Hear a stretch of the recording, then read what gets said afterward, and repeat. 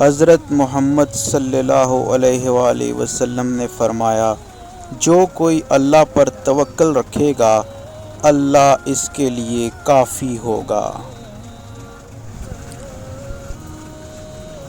حضرت محمد صلی اللہ علیہ وآلہ وسلم نے فرمایا، انسان کی سمجھداری یہ ہے کہ وہ کفایت شار ہو۔ حضرت محمد صلی اللہ علیہ وآلہ وسلم نے فرمایا، جو لوگ میانہ روی اختیار کرتے ہیں وہ کسی کے محتاج نہیں ہوتے۔